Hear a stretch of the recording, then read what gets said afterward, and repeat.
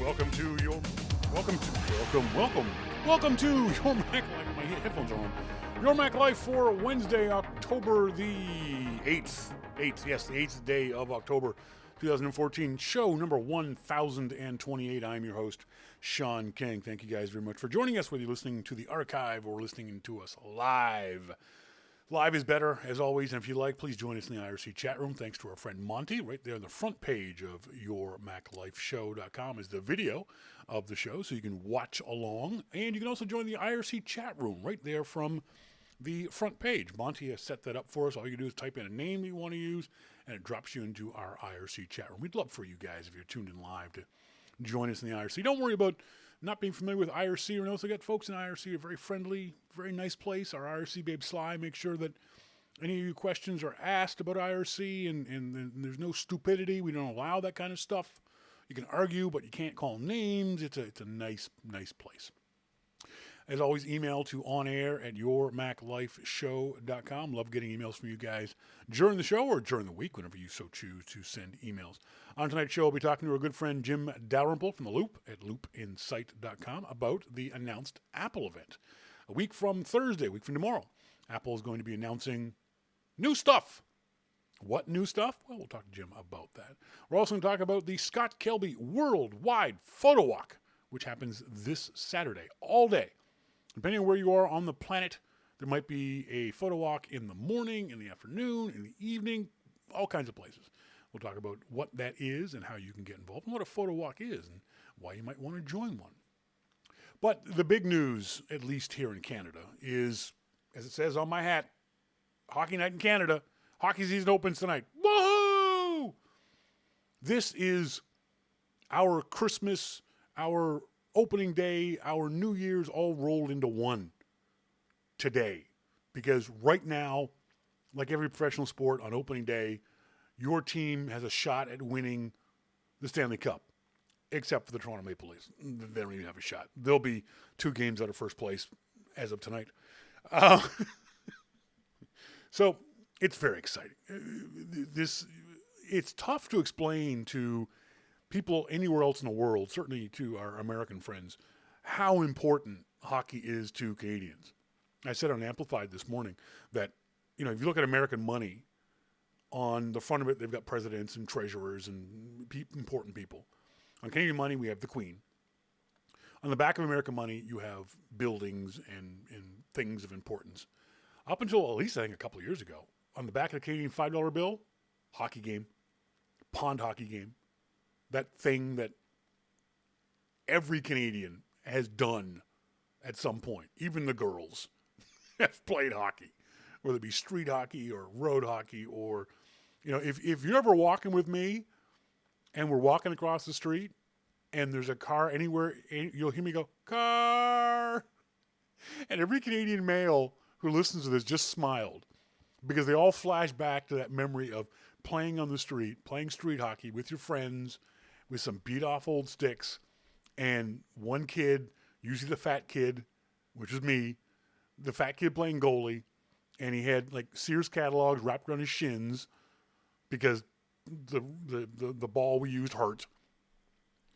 And that's what would happen. Car! And you picked up your goal nets, you'd move away, and car would drive by, and you put him back. So hockey means a lot to us Canadians. I can't even begin to. You've yet to figure out a good way to explain the importance. I don't know if any other country has the same sort of fervency about one of their national games. Canada has 2 national games, lacrosse being the other one, that Canadians have for hockey. So I'm taping both games right now. I'll tape every game I can. I'll watch them. I may not care about them. Sly was accusing me of not liking hockey until the playoffs. I don't pay attention to a lot of it until after the All-Star game. But that's true of baseball and basketball and other sports. Dave D, cricket and rugby. MacMan says baseball in the U.S. is close. No, baseball is not close. I've been in the U.S. during baseball season, MacMan, and your fervency of baseball is nowhere near the fervency of Canadians for hockey. The perfect example is in the Olympics or the World Baseball Classic. It doesn't really matter to the average American that America wins the Olympic gold medal in baseball. If it happens, great. Hey, we're number one. It doesn't really matter to the average American if America wins the World Baseball Classic. It doesn't matter, I don't even pay attention to it. But it matters a huge amount to every Canadian that we win every hockey game that we play against any other country. Not just the Americans, but the Swedes and the Finns and the Norwegians and the Russians and the Czechs and everybody. It's a huge deal. We pay attention to, I'm not saying every single Canadian, but the vast majority of us pay attention to junior hockey and world hockey and NHL hockey and hockey. MacMan, stop reminding us of Olympic hockey. No. Until you beat us, we're never going to stop reminding you about Olympic hockey. It's all we got, man. That's the other thing, too, is that the only time Canada really can beat America is in hockey. Y'all kick our butts and everything else, but hockey, we own you in hockey. That's why we are. Speaking of owning you, I get this very funny postcard from Trevor in Florida. For those of you who can't see the video, it's a postcard of the state of Florida. It says, "Welcome to Florida. We are here," but it's underneath a hurricane, and it's a picture of a hurricane. It's quite funny. Trevor Masico. Sorry, Trevor, if I'm brutalizing your name. Expertmac.com is his website. He says, Trevor doesn't realize how much this email hurts. I don't think you know how much this email hurt me personally, Trevor. He said, I have entirely too many Macworld t-shirts in my bureau. I'm holding on to a couple for posterity and to remind me of the years I attended, like a couple of Mac the Knife, B-Mug, Power Mac, etc. But the rest have to make room for new adventures and memories. I'll probably sell some of them on eBay. Your YML Nation t-shirt, thanks to that donation, has never been worn. It has been stored in a smoke-free environment with other Apple-related t-shirts to keep it company. I have to say it's entirely too cool to donate to the Salvation Army. Well, that's good, but you're still giving it away. That hurts. That hurts me. I'm happy to send it up to you in Canada so you can add it to your t-shirt museum. And here it is. I believe this was 2009. YML Rocks Expo 2009. That is correct. That's the year. Sly, who did that logo for us? Do you remember? Was it Ms. Da? This, as I always said, this party, YML Nation Rocks Expo 2009, all Sly. Every single bit of it. I had nothing to do with it. All these sponsors on the back of this t-shirt, look at all these companies. All those companies, all Sly. I had nothing to do with it. Not a thing. I stood in the door and drank beer and said, hey, welcome. Thanks for coming. Had nothing to do with it. All Sly. If you ever want a party organizer, call Sly. Trevor, thanks very much for the t-shirt. I appreciate that. I have, and I'll wear it. You won't, but I'll wear it at some point. Hiker BC, I won't wake up at 3 a.m. for any other sport than hockey. I don't see Americans waking up at 3 o'clock in the morning to watch baseball. Dave D says, cricket and rugby. Okay. To our Asian friends, cricket. To our British friends, cricket and rugby. Would you get up at 3 o'clock in the morning to watch a cricket game? Or a rugby game? Let's say it was the national championships. Or international championships. The World Cricket Championships. The World Rugby Championships. Would you get up at 3 o'clock in the morning to watch that game? Canadians will. Not only will Canadians get up at that time in the morning, but we open up bars at that early in the morning. There was a special proclamation in Halifax that bars were allowed to open up at 7 a.m. so people could watch hockey. Now, they weren't serving booze, but they were allowed to open up at 7 a.m. so we could get together and watch the hockey game together. Bars here in Vancouver were allowed to stay open later so people could stay and watch the hockey game. Hiker BC, you can tell a true Canadian when after every goal there's a red glow from the living room with the Budweiser.ca red light. That thing is just the coolest thing ever. That's just so much fun. Marcus Mendez, when the Soccer World Championship, regular teams, not countries, were held in Japan, I'd wake up in the middle of the night to watch my team play when they qualified. Yeah, okay. But that's you, Marcus. is that a nationwide thing? Is what I'm saying. Does the country as a whole, not everybody, of course, but the vast majority of people, even people who aren't hardcore fans, I will put up Canada's fervency to hockey up against any other nation when it comes to how much we love all aspects of the game. And by the way, if you ever want to see cuteness in action, go to a hockey arena on a Saturday morning and watch the midgets play. And I don't mean physical midgets, but the age group of midgets. Or kids who are like 6. Oh my God, it's so cute. Oh, it's so cute. Watch the little 6-year-old skate. Hilarious. It's even more fun than soccer because it's very similar to soccer. If you watch 6 and 7-year-olds play soccer, they're like an amoeba going after a bacteria. All 11 kids or all 20 kids are all chasing after the same ball. It's kind of the same way in hockey. But it's somehow it's a little bit different, but it's fun. What else? Oh, email. Well, what do you think Apple's going to announce a week Thursday? Their invite is interesting. It's been way too long with the multicolor Apple logo, which I think is really interesting. Email me to onair@yourmaclifeshow.com. Let me know what you guys think Apple is going to announce a week from Thursday. Got to be new Macs, because it's been way too long since we had new Macs. New iPads, but it hasn't been too long for new iPads. They were announced last year. Apple TV? Maybe. Probably. I think so. People are talking about new Apple displays. Basically, people are throwing everything in the kitchen sink about this story. So we'll talk to Jim Dalrymple about that. Later on, we'll talk about the Scott Kelby Worldwide Photo Walk. But up next, we'll talk to our good friend Jim Dalrymple from The Loop at loopinsight.com. This is Your Mac Life.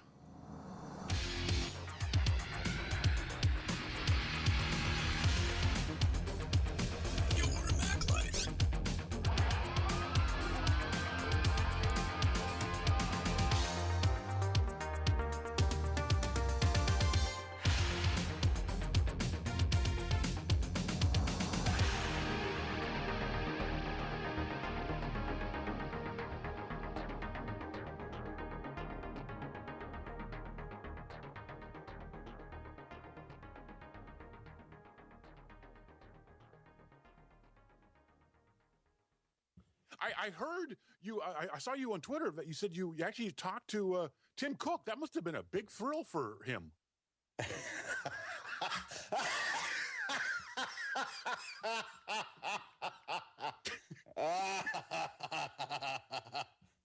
been working on that line all night long, man.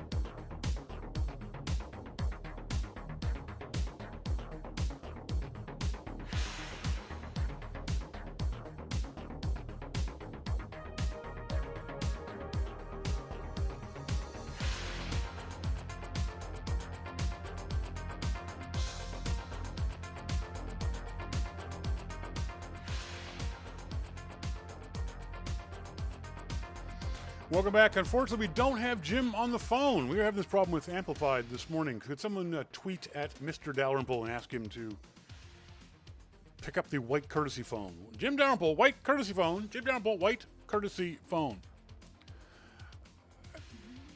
This was something I just real quick. I just noticed it that I had it posted up as something to talk about.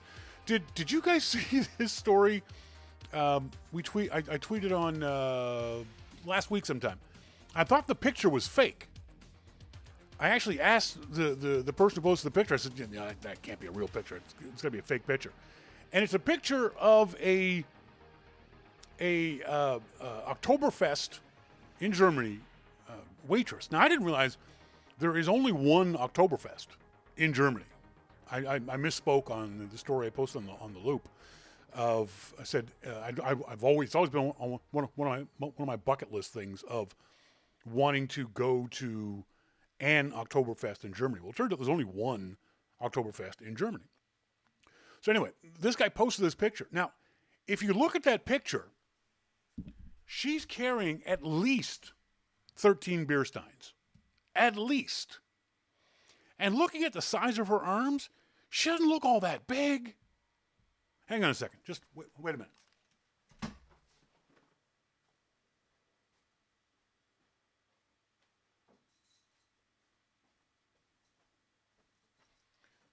Sorry, I knew I had forgotten something. And it was this.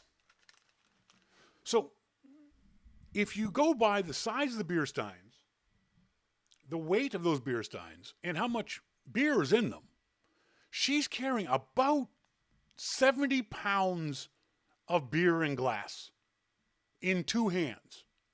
And as I tweeted, that pretty much disqualifies me from ever being a beer waitress. A, I don't have boobs, and B, I couldn't carry 70 pounds like that. For those of you who are curious how big those mugs are, I've got one. Now, this one happens to be filled with M&Ms, but this is the size of that mug. And those of you who've met me, here's my head. Look at the size of that mug. It's as long as my head. These things hold 5 cans of beer. I know this because I put 5 cans of beer in here. So imagine carrying 13 of those at once. That's just freaking amazing. The fact that she could hold I think they hold more than a liter, Dave. This one doesn't have markings on. I'll have to find out. It's something I meant to do before the show. I don't see any markings on it that says how much it holds, but I think Hiker BC says yes, so it's at least a liter. Okay, all right, I'll take your word for it. I would have guessed it was more than a liter. But that's just freaking amazing that this woman can carry that. And not because she's a woman, but the fact that it's physically a lot of weight. I posted a story up in the Loop. Tight dirndls, heavy beers, and grabby hands, the life of an Oktoberfest waitress. It's actually a really interesting story about this group of women who get together every year and work the Oktoberfest, the Hofbrau tent in where is it in Germany? Where is the Oktoberfest in Germany? I don't want to say Dave D says Munich. I don't think it's Munich. Yeah, I guess it is Munich. Munich, okay. But it looks like it's so much fun. So much fun. And not because I want to get into a drunken stupor with a bunch of Germans in Munich. But it would just be a fun thing to go to, bucket list kind of thing to check that off, and obviously for me to take pictures. I think that'd be a lot of fun. So we don't have Jim, so we'll move on with the photography segment, the Starting Point photography segment of the show. StartingPointPhotography.com is the website. Hey, Lesh is joining us. I haven't seen Lesh in a while. Hey, Lesh, how you doing? StartingPointPhotography.com website. The website is kelby1.com/photo walk. And so it's 2 days, 23 hours, and 8 minutes. before Saturday's photo walk, October 11th, this coming Saturday. And the cool thing about the photo walks is I've been doing them. I think this is the 7th annual. Yeah, so I've been doing them. I was involved in the first photo walk that Scott Kelby ever put on many years ago. And what you do is you can go to their map and find a photo walk near you. So let's just do. So there you see. You can see that in the general area of Southern California, there's 137. There's 26 here in Western Canada. There is 11 here in Vancouver, 20, it looks like in Portland, Oregon, 20 in San Francisco, 33 in the Los Angeles area, Phoenix, 36 in North Carolina, looks like 47 in the New York area, 6 in Halifax, Nova Scotia, which is kind of cool. There's even 2 over in Prince Edward Island and some in Newfoundland. So they're literally around the world, these things are. One out in the middle of the Atlantic. I think it's the Canary Islands out in the middle of the Atlantic. 16 in Lisbon, Portugal. None in Italy, which is really interesting. I think it's very interesting. 5 in Paris. None in London, which is also odd. 9 in Ireland. So you can just basically do a search for where you live in the world and see if there's a photo walk around you someplace. And in general, what a photo walk is that you take your camera, and it doesn't matter what kind of camera you have. If you want a good photo walk never discriminates based on the camera gear that you have. And if you find a photo walk that does discriminate, leave it, ignore it, go away. Don't participate in it. Because it's about photography and walking and not gear and showing off. So what happens is you'll meet up with a bunch of folks in a particular area. And this is in general photo walk. You can go to meetup.com and do a search for photography for photo walks in your area on any day of the week or any time of the year. So you'll meet up someplace, a coffee shop or outside of a museum or things like that. And there'll be an organizer there, and the organizer is the person that runs the photo walk. For example, in one of the photo walks here in Vancouver, I'm the photo walk leader. And it's basically the guy standing there saying, hey, here's what we're going to do. So they're generally between an hour to 2 hours long. And they can happen in the morning. They can happen in the afternoon. They can happen in the evening. You choose, when you want to go on these walks. And you just go for a stroll. You don't even have to take a single picture. I've been on photo walks where I haven't taken any pictures. It's just kind of fun hanging out with photographers. And the good photo walks are the ones that have got a wonderful mix of beginners, intermediates, and pros. And people talking to each other and socializing around their cameras, around photography. And that to me is the fun aspect of it. It's not about getting a prize-winning shot, although the Scott Kelby Photo Walk has prizes for winners of various contests. I don't even know about it because I don't care. That's not why I do this kind of thing. So it's not about award-winning photography. It's about socializing with your camera. And for me, one of the things I do is whenever I go on a photo walk, and since I've been here in Vancouver, I've probably gone on 10 of them now here in Vancouver. Before I go on any photo walk, I always pick a theme for my photo walk. There's a focus. There's one thing I want to focus on. So, for example, this past Saturday, I went down to Granville Street and Robson Street here in Vancouver.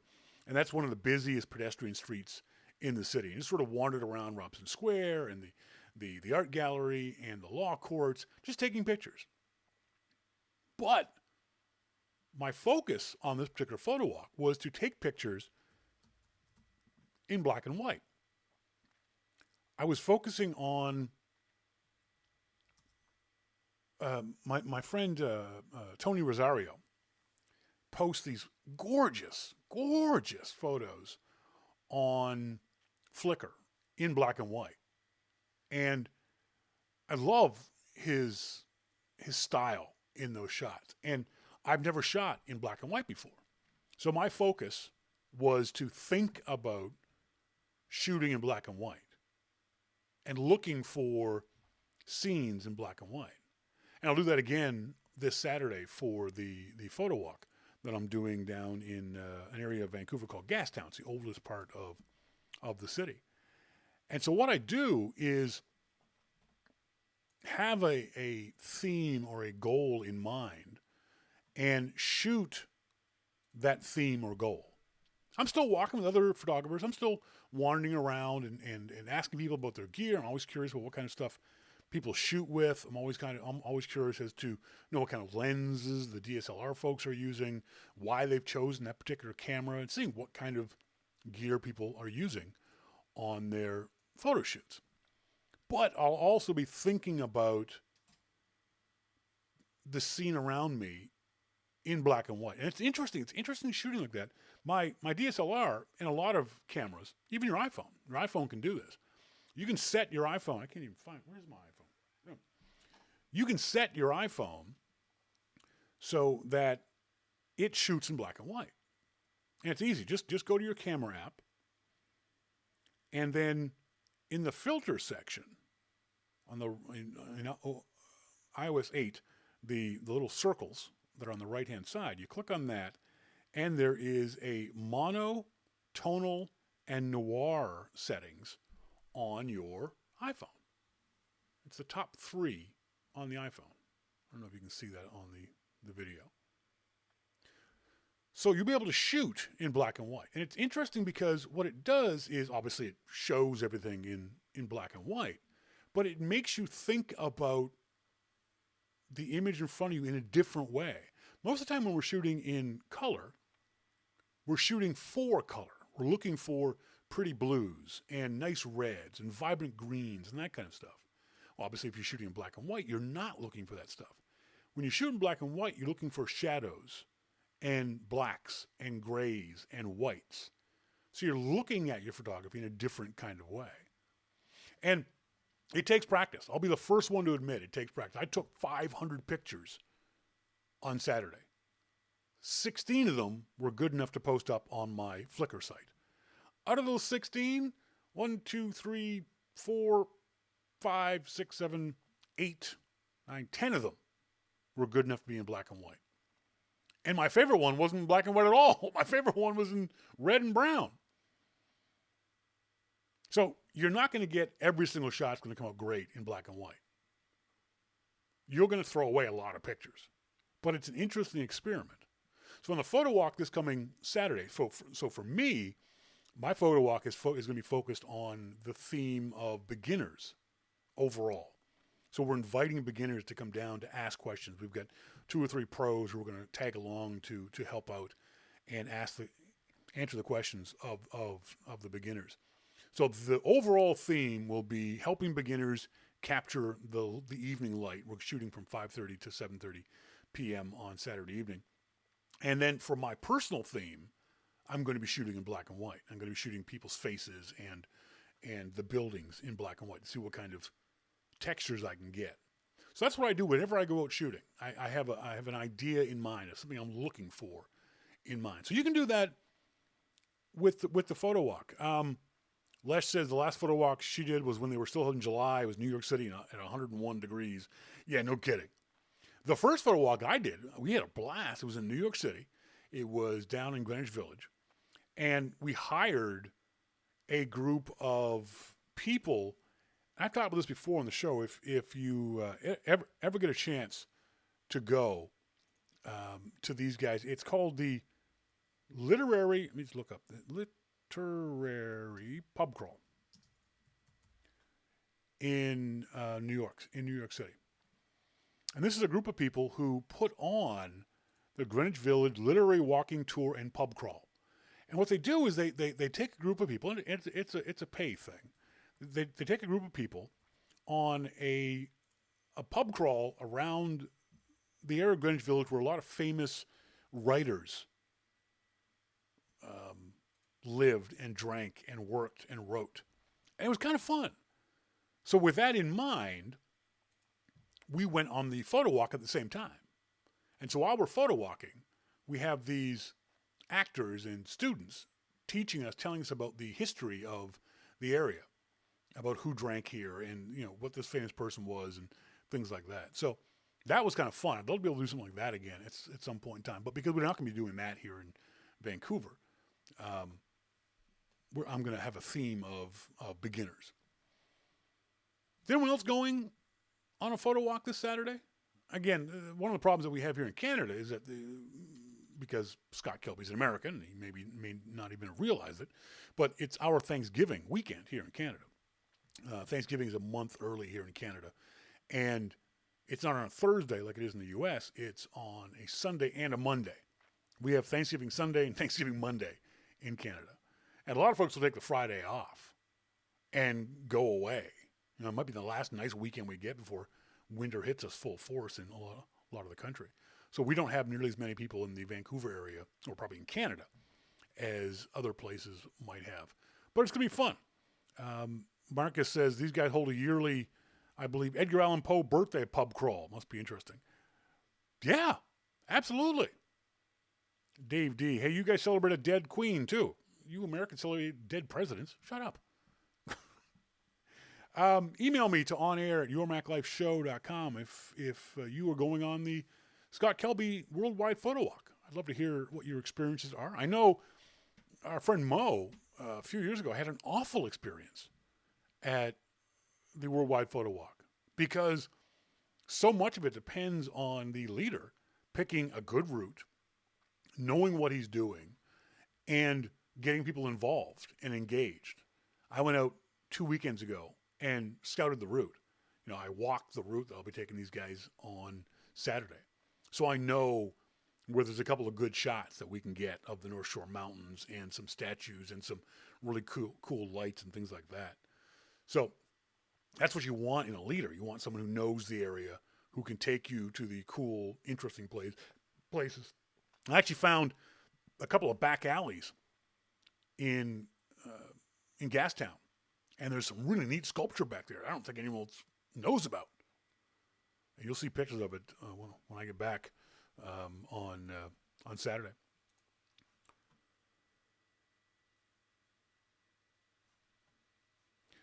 So, if you're going on a photo walk, let me know. If you want more information about photo walks in general, ask me. The websites, again, are Scott Kelby. Is it Scott Kelby? Hang on. It's Kelby1. Where'd it go? Yeah, kelby1.com/photo walk. There's still room. Some of them, Kelby limits the number of people to 50 in each group. So this late, it may be full up in your neighborhood, the place where you want to go. But you can also go to meetup.org and just do a search there for photo walk for your area. Because there might be one in a couple of weekends, there might be one on a Tuesday, there might be one that you can set up yourself.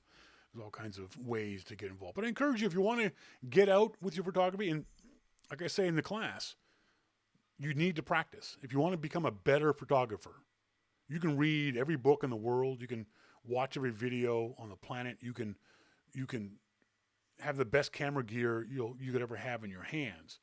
And it's not going to matter a single iota if you don't practice what you've learned, if you don't get out there and shoot on a regular basis. And by regular, I mean hopefully at least weekly, just for an hour, even if you're just walking around your neighborhood with a focus, with an idea. Hey, I'm going to walk around my neighborhood. I'm going to take pictures of leaves and just walk around, or flowers, or whatever it might be. Have a focus, get out there for at least an hour to shoot. And that's why these photo walks are great, because they do give you a location to go shooting and people to shoot with, the social aspect of it. For example, at the end of it, a lot of our meetup.org photo walks end up in a pub somewhere.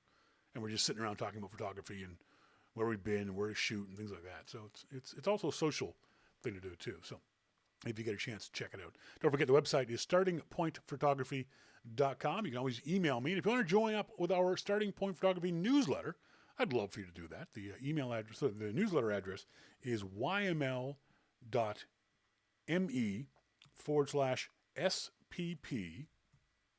newsletter. So yml.me/SPP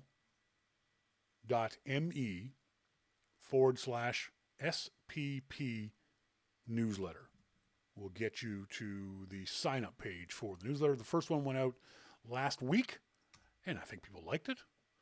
And the next one will go up either next week or the week after. I'm going to try to do them every 2 to 3 weeks. And they're just going to have tips and tricks and tidbits and thoughts and articles and whatever things come to my mind as I write the newsletter on Thursday mornings. Still no Jim Dalrymple? That's okay. That's fine. We can do the show without him. I have no problem doing the show without him. Let's do some emails from you guys. Oh, I don't know who this guy is.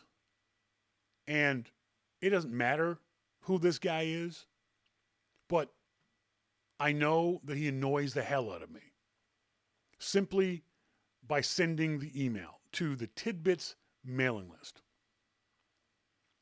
Okay, this is Steve sending an email to the Tidbits mailing list. Thousands and thousands of people. This guy sent an email out to thousands and thousands of people. And here's what he said. Hi, everyone. My spanking new iPhone 6 Plus arrived today, and I'm really not sure what to make of it. It's huge. It's vast. I've visited European countries that weren't as big as this thing. I'm not sure I like it, he says. It feels enormous in my hand. It sits so high in my shirt pocket, I can't button the pocket flap.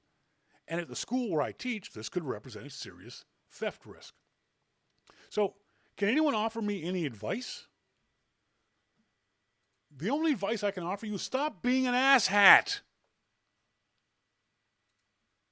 Are you kidding me?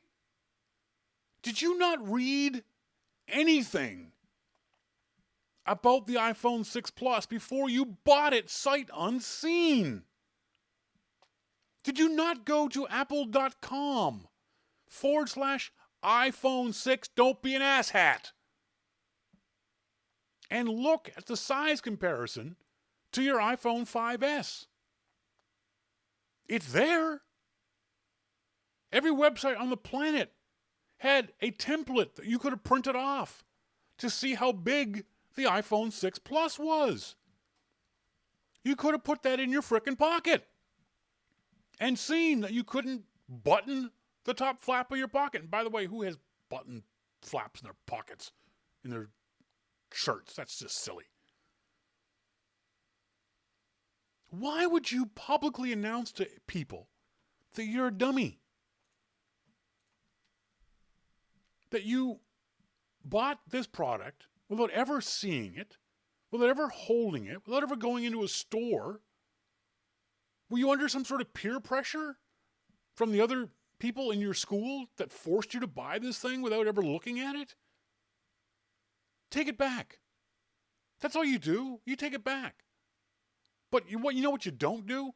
Write an email to 10,000 people saying, I'm really stupid. I'm remarkably dumb. I bought this thing and don't know anything about it.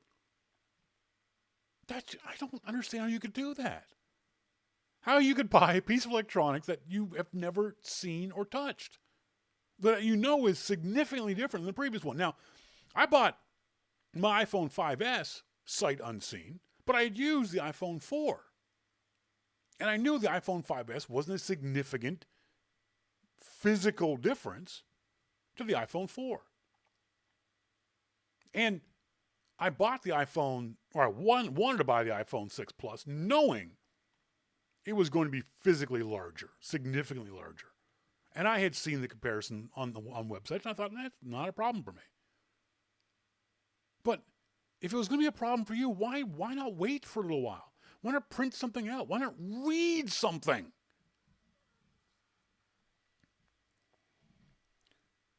Sly, why won't you come on the show and give us an iPhone 6 Plus review? Sly she got last week, she got her iPhone 6 Plus. And I want her to come on the show on video and do a review of the iPhone 6 Plus. I bet you she won't do it. Will you, Sly? I bet you she won't. I miss having Sly on the show.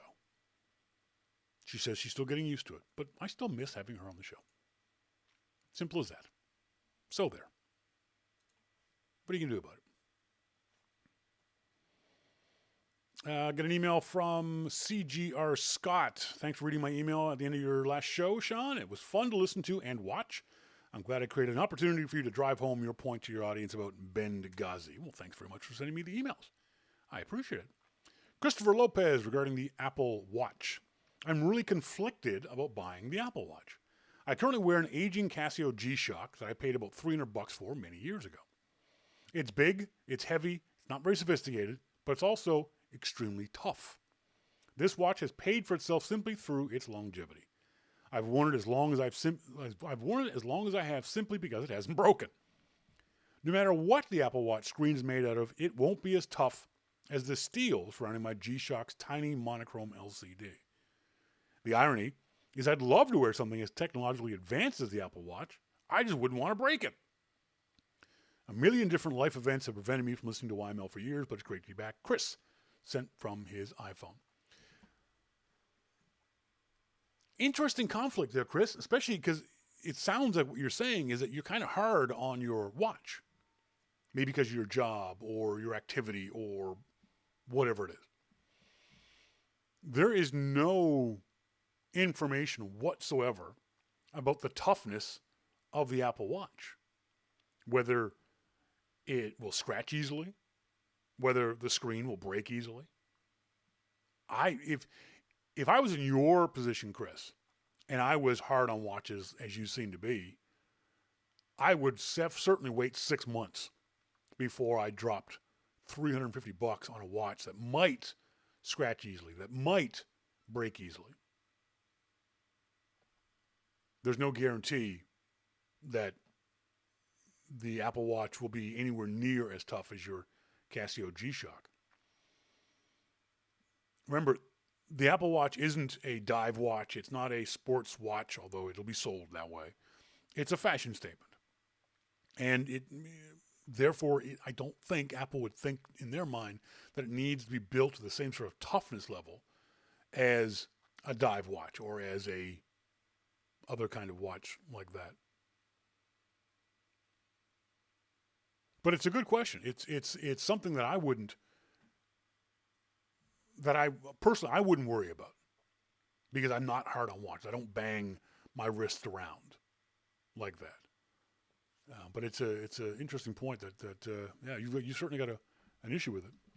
Our friend Jason Painter down there in Sydney, Australia, says he's definitely buying an Apple Watch. He doesn't want the matte finish sport model. I want the stainless steel, though it might be $1,000. That's a pure guess on his part, he says. I'm hoping that the S1 can be removed and replaced with a new computer, giving more than one generation of use out of it.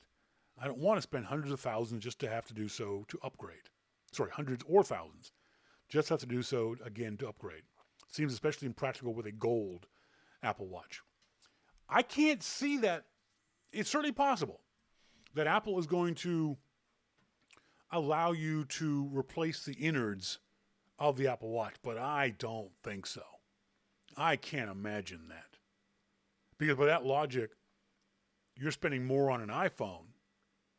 So why wouldn't they allow you to replace the guts of an iPhone when new stuff came out? I think Apple's going to make the iPhone, the Apple Watch, as software reliant as they possibly can. So that software updates will give you a new watch every year. But I cannot imagine Apple ever making it so that you could replace the guts of the watch with new guts. I can't see that happening. That doesn't make any sense from an Apple point of view. He also follows up with, I bought the iPhone 6. It's the best compromise of size and portability. I have the small iPhone paired with an iPad mini for reading, just like you. I don't like the mini size, though, so I'll buy a full-size iPad this season. Yeah, correction, Jason. I don't have an iPad mini. I've got iPhone 5S and a full-sized iPad. I would actually like a larger 12-inch iPad because while I use it a lot, I don't take it out of the house, and portability isn't an issue. The Plus screen looks great, but when I had to interact with it, it was more difficult than I would be willing to put up with. The sci-fi answer to screen size is a watch or iPod Nano with a massive projection holographic display. Tiny size, big screen. We're a ways off from that. Sly, you have an iPhone 6 Plus. Do you have problems using it one-handed? You said you're still getting used to it.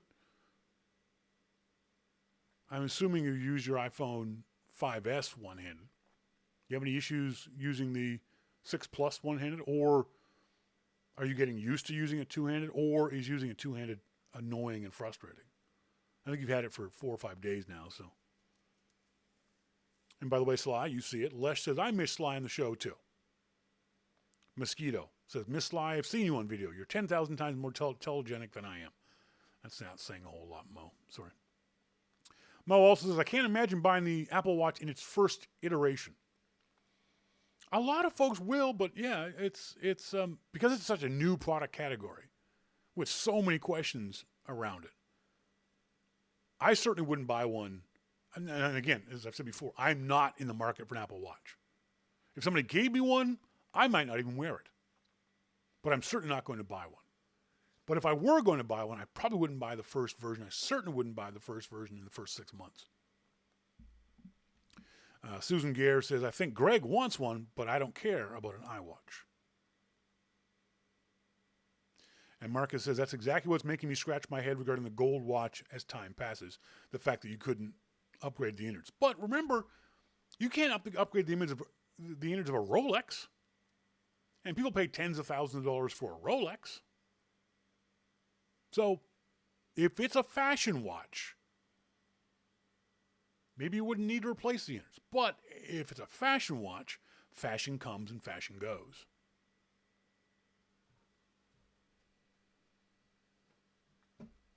Bob Studer, with regards to the Apple Watch, the trouble with a smartwatch made of more valuable materials is that I would expect it to last a long time. The battery is going to have to be replaceable, and the electronics would have to be upgradable, or the watch would have to be have a large trade-in value, greater than scrap value, for a solid gold case to make any sense of. That's true if the Apple Watch, let's say the gold one, the high-end gold, which we're going to assume is going to cost at least $5,000. The Apple Gold Edition is going to cost at least $5,000, if not more.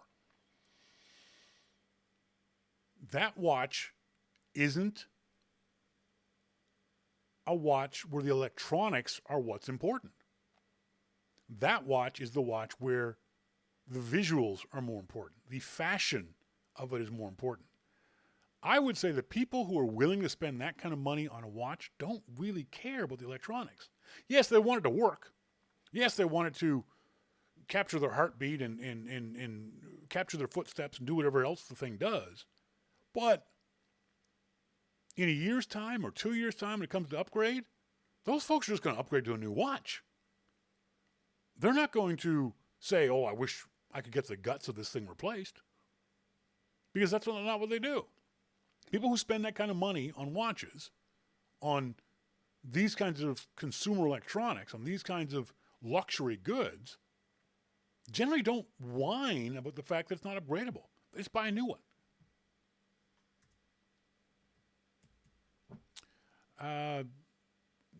John Lecco, jlecco.com.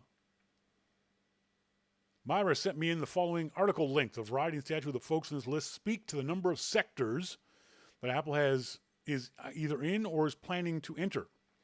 These folks provide points of entry for Apple, as each of these folks has a list of contacts in their respective industries.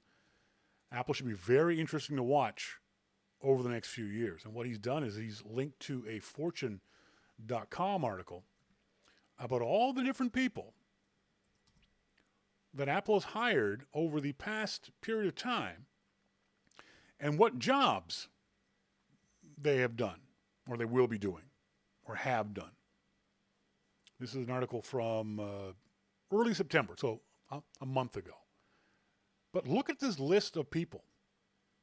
Angela Arendt, CEO of Burberry, a fashion house. Jay Blahnik, fitness guru for Nike, Gatorade, Schwinn, and Nautilus. Ewan Block, former director of optics.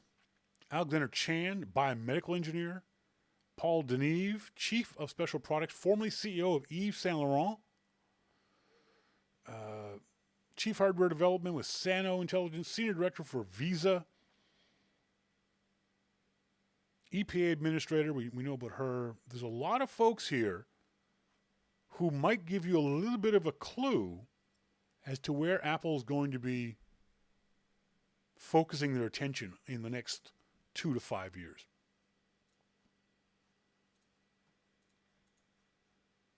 Did you see the story about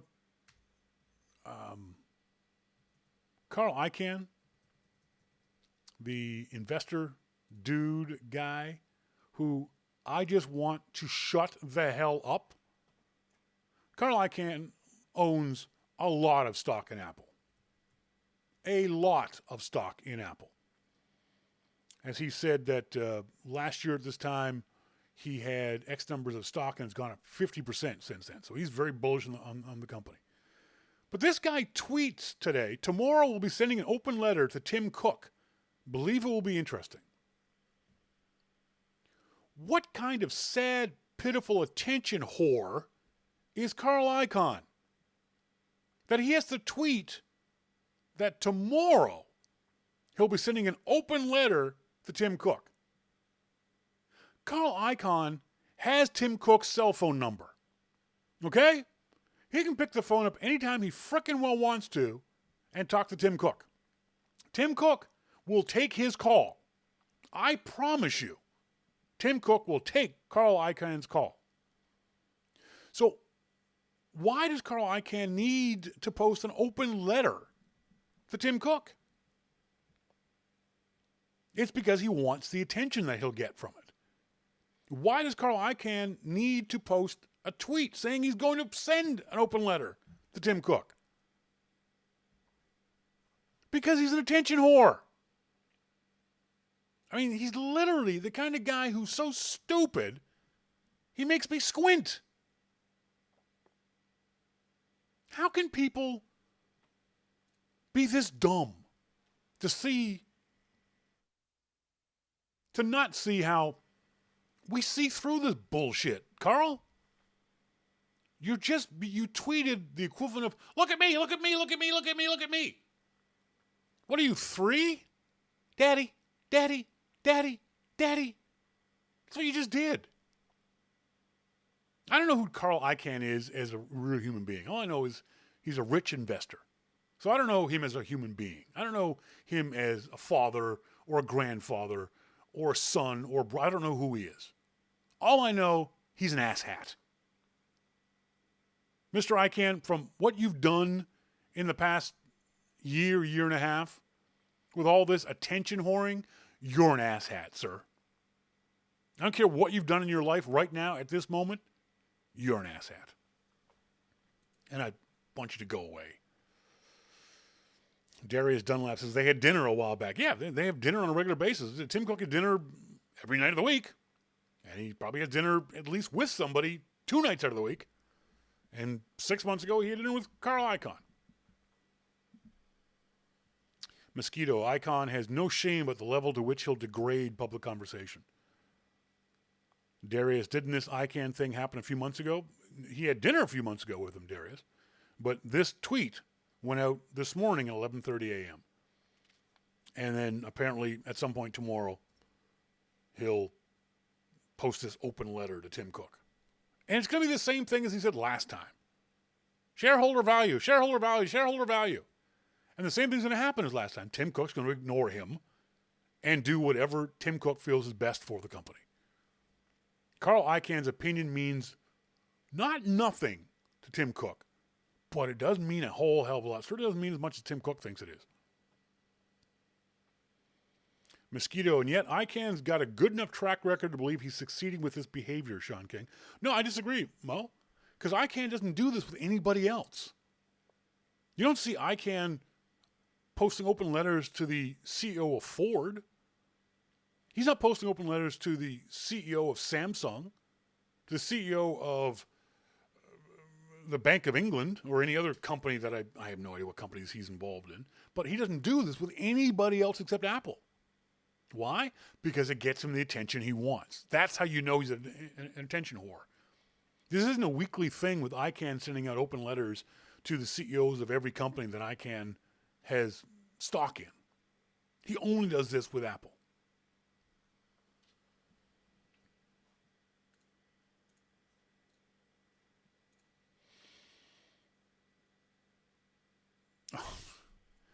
I don't know if this is a proper rant, and you guys will tell me if I'm wrong on this, because this is what you do, and I certainly appreciate it. TUAW posted a story, and there's these apps. These apps are a dime a dozen. They're all over the place. These tipster apps, these apps that will calculate the tip for you on a meal. This is TUAW story. Tipster, it's free, basic, and calculates tips. You know what else calculates tips? Junior high school math. Math calculates tips. Is there anyone out there who graduated high school who can't figure out a tip of 10%, 15%, 20%? Can you not figure that out? Can you not move the decimal place 1 to the left to get 10%? Then divide by 2, add, and get 15%? Is this hard? Is this difficult for people? You don't need a tip calculator. No one needs a tip calculator. You do math in your head like a 9-year-old can. Macman, Shawn, you'd be surprised nowadays. No, I wouldn't be surprised, but I'd be offended, horrified by someone who couldn't figure this stuff out in their head. Even if they use their frickin' fingers. Even if you use Siri. Siri can do that. You can tell Siri, figure out the tip, and she'll tell you the tip. You don't need a frickin' app to do this. Come on. Come on. Darius Dunlap says, not even math, arithmetic. Wait, isn't arithmetic math? Isn't math arithmetic? Darius? I'm confused. You throw me for a loop there. Arithmetic is a subset of math. I thought so. Exactly. That's right. Phew. That was scary. And finally, before we go, we didn't get Jim Dalrymple on the show tonight. That's okay. We'll talk to him on next week's show. If you missed it, Amplified 5x5.tv/amplified. No, I'm not going to do it. Go listen to Amplified. You can get a deal on lynda.com if you listen to Amplified. You can get 7 days free at lynda.com. It's a great service, by the way. And they're not even paying me to say that. So, the NFL has banned Beats headphones from appearing on camera during NFL football games. Now, I understand that Beats has the exclusive rights to promote themselves during NFL football games, and they provided the NFL with, sorry, I said Beats, with Bose. Bose has an exclusive, Bose is the official headphone supplier of the NFL. All right, that's great. That's fine. Not a problem. And so the sidelines are full now of Bose headphones. The coaches are wearing them, the coaches, and there's the whole audio equipment stuff. So the coaches are wearing these headsets, say Bose across the top of them. It's just like my headset here would say Bose on the top of it. And so when they show the coaches in the sidelines, in theory, you'll see the Bose logo. It's advertising. It's not a problem. Happens all the time. But the fact that the NFL is now banning players from wearing non-Bose headphones is asinine. It's completely idiotic. Because no one on the earth is going to be sitting there thinking, you know what? I'm in the market for a new set of headphones. Let's turn on the San Diego Chargers game. Oh, look. That old white man is wearing Bose headphones. I shall buy a pair. That's not the way it works. It's not the way it works at all. And here's an idea, Bose. Build better products that make the athletes want to wear your stuff. As opposed to banning the athletes from wearing what they choose to wear, or even what they're being paid to wear, in the case of some athletes like LeBron and Colin Kaepernick and things like that.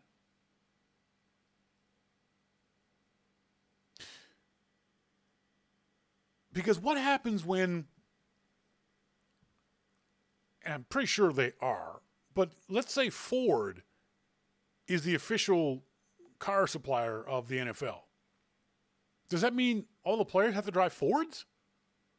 That no player can show up in the stadium or be photographed driving a Jaguar, which used to be owned by Ford, or say a Ferrari or Maserati? That they all have to drive Lincolns? This is just ridiculous. I get the sponsorship deal. That's fine. That's not a problem. But trying to jam the sponsorship deal down the throats of these athletes is just utterly idiotic. And it didn't work either. I saw Richard Sherman of the Supersonics of the Seahawks this past yesterday being interviewed, and he had Bose headphones on the field. Mosquito, I'd consider Bose for a table radio or an iPod alarm clock, one speaker that does the whole job. Sure. Anything more complex? Hell no. Jim and I talked on Amplified this morning about the fact that Steve Ballmer is forcing the LA Clippers, of which he is now the owner, to use nothing but Windows products. Is that different? I mean, it's his team. In theory, he can do whatever he wants to. It probably won't affect the performance of the team. The team is not going to win more games because they're using Windows. They're also not going to lose more games because they're using Windows.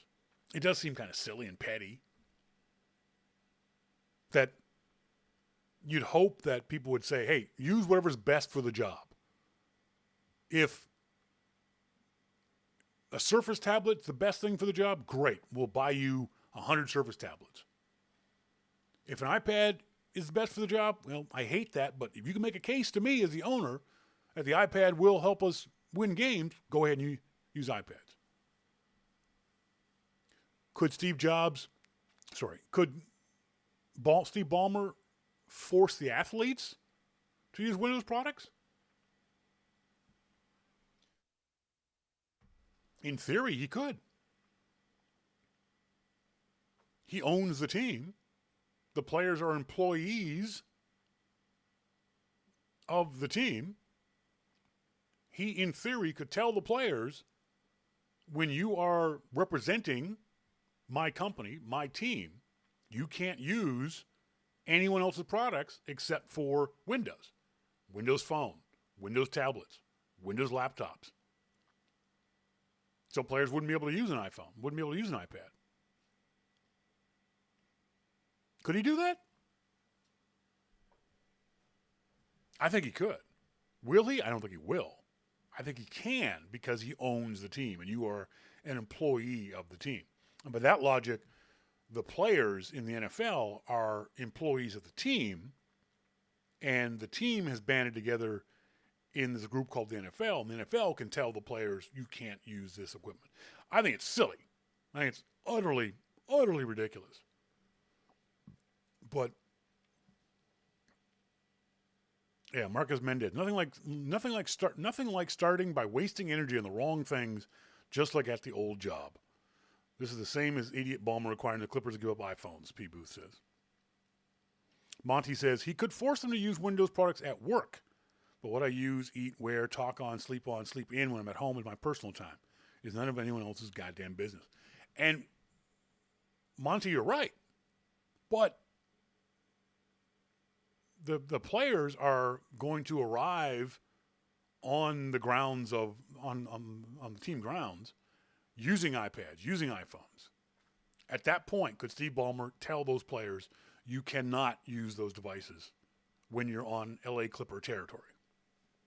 You're not allowed to use your iPhone. You're not allowed to use your iPad. You're not allowed to use your MacBook Air. Could he do that? Again, no one's going to disagree that it's a stupid thing. It would be idiotic for him to do that. But he could, because your boss can tell you what gear you must use at the job, whether you like it or not. MacBand, and they could tell them to F off too. No, they can't. Not if they want to keep their jobs. It's like every other job. Now, you can't go into your job and sit down in front of your Windows PC and tell your boss, I'm not using that. I'm going to use my Mac instead. Your boss can rightfully say, nope, you're using this Windows PC.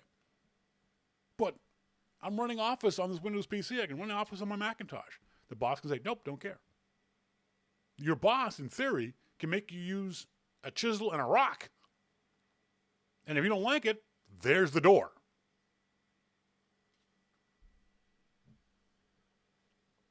Monty, I don't think things in contracts like that should be legal, but you're right that he could say that when he's on team property. It wouldn't be in the contract. It would be in the way you do your job. That you can't bring, there's places that don't allow you to bring camera phones into work.